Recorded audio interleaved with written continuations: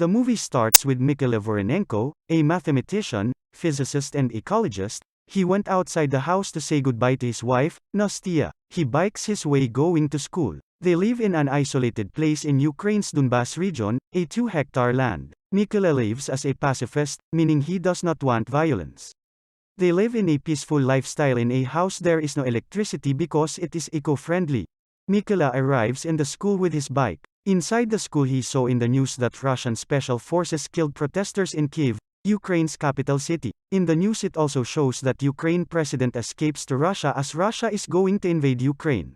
Mikhail is a physics teacher and do his best on teaching his students. However, a student named Ivan always wants to disturb the class.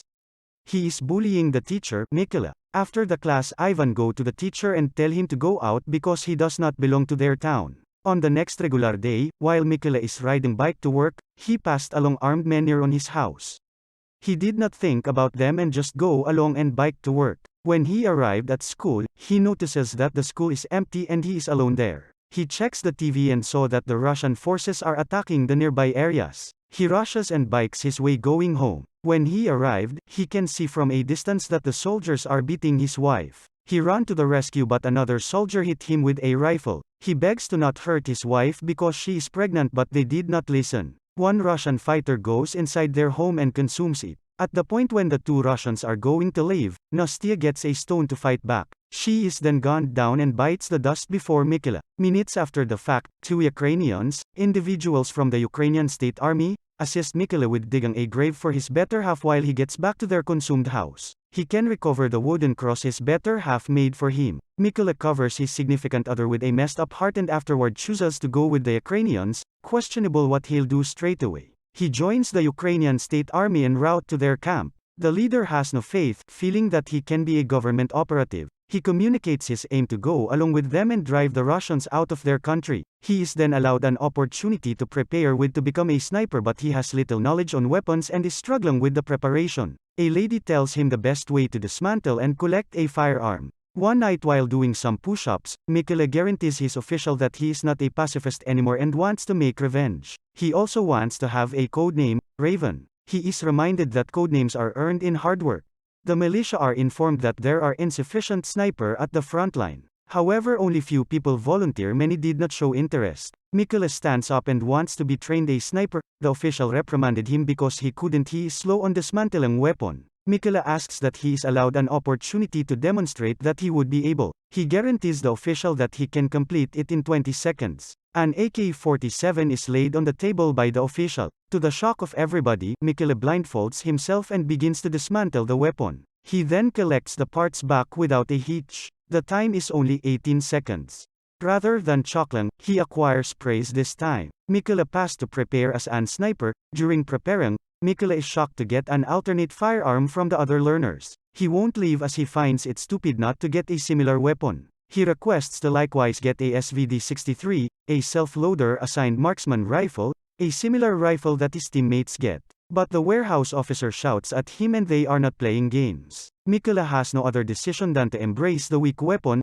Some portion of the test is for the coach to shoot a couple crawls from them. On the off chance that they respond, they will fizzle. Most students fail the test. Mikhail does not flinch despite the loud noise and the risk involved in this training. Another is for their scope to be covered once the objective is located. Mikhail misses because his rifle is also outdated. Even his weapon is an outdated SK rifle. Mikhail doesn't use it as an excuse. While the preparation centers around calculation, Mikhail dazzles the lieutenant colonel as he can work out a response before his other students can. His being a mathematician proves to be useful. Mikhail passes the sniper's preparation. At some point, Mikhail is advised by the lieutenant colonel to pack his things. He is essential for the group to be shipped off a designated spot that has been caught by the Russians. The group quickly gets its situation. Every sniper has its own objective. They are in the location and about to attack them. However, a civilian car suddenly arrives at the scene. The lieutenant colonel halts them from shooting.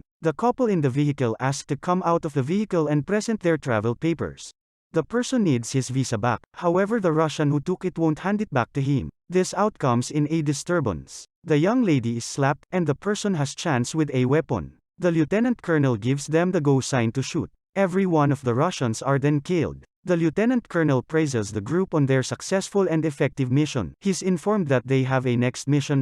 Explosives are set up, and the trigger is hidden with a leaf. At the point when the Russians are drawing nearer, Mykola is shocked to see his previous student Ivan with them. Ivan, the student who always bully him in class, when the leaf was shot by a rifle. It exploded and all Russians are killed including Ivan. The lieutenant colonel tells Mykola to not feel that awful as Ivan makes his choice. While resting, the lieutenant colonel gets a photograph of his loved ones. Mykola asks if he can look the picture. The official tells him that his two little girls have no idea he is a soldier. The lieutenant colonel sees the cross he's been holding. He asks if it is an amulet. Mykola tells him. In the meantime, the Russians are planning to attack the area. Mykola sees the one who killed his wife from his rifle. He is filled with rage. He requests authorization from the lieutenant colonel to shoot. He is told to remain down. Mykola asks again as he has an ideal shot. He is too anxious that he don't want to miss this opportunity. His request is rejected again. But Mykola presses the trigger and hits the enemy on his neck. The Russian is killed. The officer is disappointed that his order was ignored. Without their insight, a Russian world-class expert rifleman named Seri is likewise in a situation to detect their area, and he spots the lieutenant colonel. He lets Mykola know where the sniper's area is, however the Russian is too quick to even think about responding. The official is then killed. Shot dead. Mykola realizes that their area is compromised. He puts the official's dead body on his back as he overcomes the bomb from the Russians. He tracks down a trench and covers. He feels guilty because he compromised their location and his superior officer was killed. The best way to revenge the officer's death is to trace the sniper who killed him. Mykola goes on his next mission. He spots two expert sharpshooters and shoots them. While resting, Mykola gets a call from the brigadier general and informs him about the Russian sniper, however he can't give information for now. Mykola packs his stuff and heads toward the area. This is his chance to find out about the Russian sniper. The brigadier general instructs his men what the Russian sniper can do. He has previously killed 5 of their riflemen and 3 heavy weapons specialists. He is an amazing powerhouse. They have a thought where his number 1 position depends on the kills he made. He doesn't change position. The expert riflemen are all then given their tasks. The official clarifies that once the optional targets are disposed of, he needs Mykola to move up the building and kill the Russian sniper.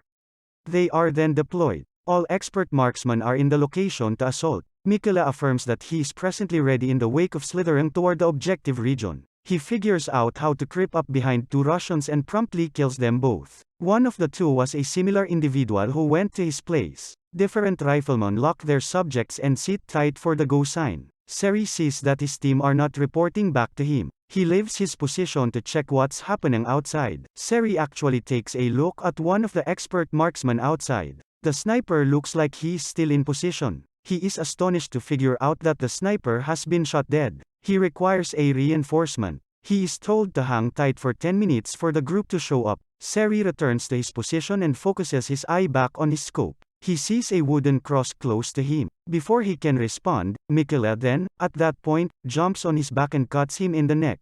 At the point when he does, a grenade explodes and he is killed too. The film closes with the reinforcement that Seri was expecting is currently here. A Russian official calls Seri on the radio. Mykola answers the call and lets him know that they will deal with how they treated Crimea, another region that the Russians likewise attacked. Mykola then kills him. Russian soldiers emerge from the trucks, yet they have no match against the Ukrainian snipers, who are strategically situated to complete every one of them. After the dust settles, Mykola returns to his place and visits the grave of his significant other. While his main goal to retaliate for his wife is finished, his main mission is not over yet.